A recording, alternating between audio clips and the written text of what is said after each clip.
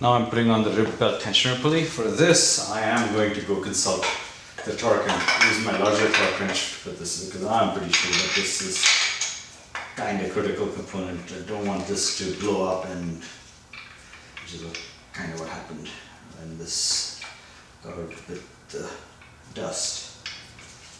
So this is a very large hex bit.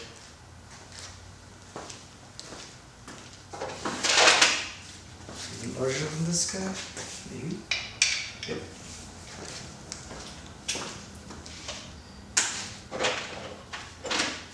The largest one in the set.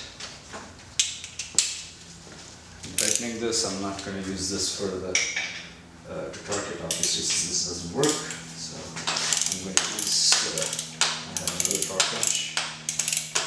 Use that instead.